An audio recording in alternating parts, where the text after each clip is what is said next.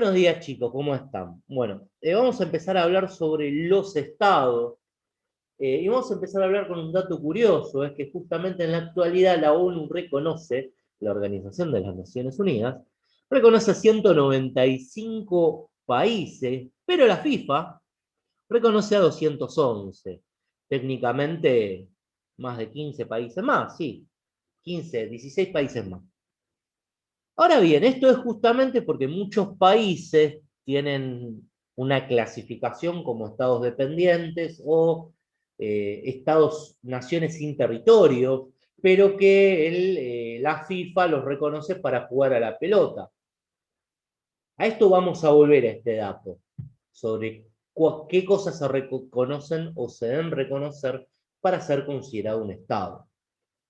Ahora bien, eh, si hablamos con, por ejemplo, ¿qué es un Estado? La pregunta que van a ver acá abajo. Porque un Estado es una unidad administrativa que posee un territorio, una población, un gobierno organizado y un sistema jurídico.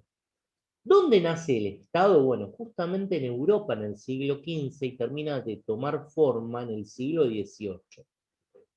O sea que durante siglo XV, siglo XVI, siglo XVII, siglo XVIII, durante 300 años, el Estado fue tomando forma, fue cambiando de forma, fue ampliando y cambiando su manera de gobierno. Eh, Existen dos tipos de clasificación de estados. Tenemos estados unitarios y estados federales en su forma de gobierno. Los estados unitarios son más centralizados y cuando asume un gobierno, asume el poder del sistema jurídico y del sistema legislativo. O sea, el partido gobierna todo. Mientras que los federales eh, son gobiernos en donde el gobierno tiene un gobierno central, pero que hay administraciones territoriales menores, como las provincias, los municipios. En este caso, países federales como Brasil, Estados Unidos, Argentina y Rusia, o estados unitarios como Uruguay y Chile. Ahora bien, también existen estados multiétnicos como Bolivia, Birmania, Ecuador, que tienen en sus constituciones, reconocen otros grupos culturales, en este caso aborígenes, y otros tipos de religiones, que es muy importante. Y también tenemos naciones sin estados, como los gitanos o los kurdos, pueblos que tienen un idioma, una cultura, una religión, pero que no tienen un territorio para poder considerarse un estado. Y acá la cuestión muy importante, porque hay estados que la FIFA reconoce, que tienen un territorio, una bandera, un idioma, pero no son conocidos como reconocidos por la ONU. Pero aún así, si tienen un equipo de fútbol, la FIFA los reconoce para jugar un mundial o una eliminatoria, pero la ONU no los reconoce para que sean estados y se autogobiernen o autogestionen.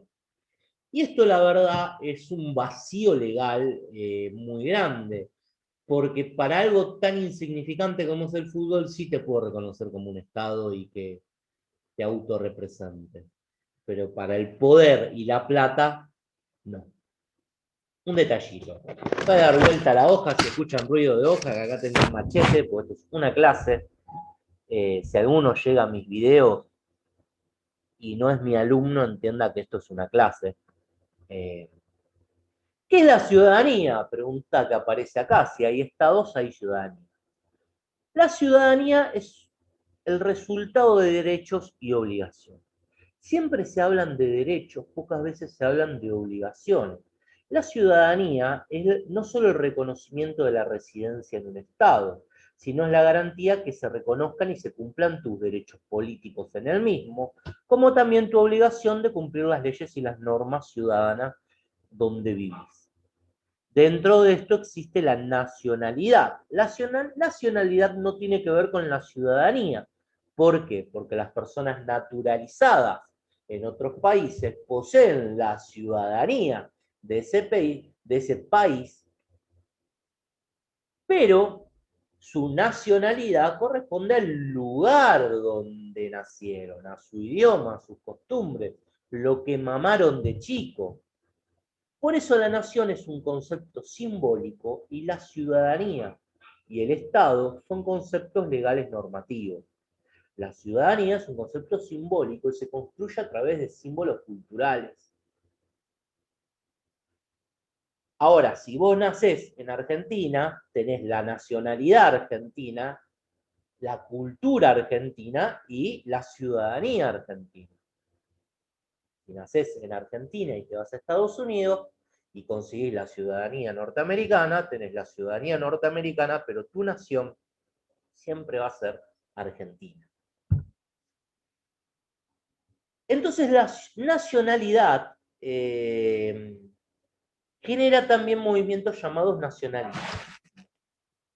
Aquellos nacionalismos tienen que ver con movimientos que en su momento buscaron la independencia o la autonomía de los pueblos. Por ejemplo, en el siglo XIX, XVIII, en el siglo, está bien, siglo XIX, siglo XVIII, los movimientos nacionales se vieron en América, con las guerras de las Américas, Estados Unidos, 1700. Con el siglo XX, en África y Asia, los movimientos de nacionalismo. Y luego, estos movimientos nacionalistas en el siglo XX toman otra forma. La forma que tienen justamente son a través de acciones paramilitares. ¿Cuál es la diferencia entre las guerras nacionalistas del siglo XIX, siglo XVIII, siglo XX y los movimientos terroristas como el IRA o el ETA? Que eran movimientos por el IRA, el nacionalismo, para una Irlanda del Sur unida, libre del Imperio de Gran Bretaña, y el ETA, Patria Vasca y Libertad, para que el País Vasco sea independiente. Obviamente que estos movimientos tienen que ver con la acción de acciones terroristas. ¿Por qué? Porque una cosa es una guerra, donde somos soldados y peleamos contra soldados, y otra cosa es poner bombas para matar gente. Es un detalle. Ahora bien, también los nacionalismos en el siglo XXI tomaron la forma de las nuevas extremas derechas. La extrema derecha, por ejemplo, en países como Polonia, países como Dinamarca, países como Suecia, países como Noruega, donde rechazan a los extranjeros.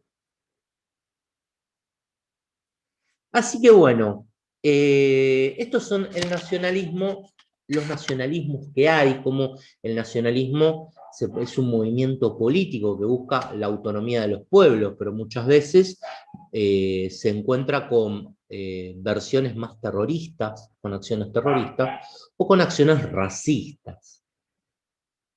Porque hay que diferenciar la autonomía de los pueblos con el asesinato, el terrorismo y la discriminación. Eso es todo por hoy.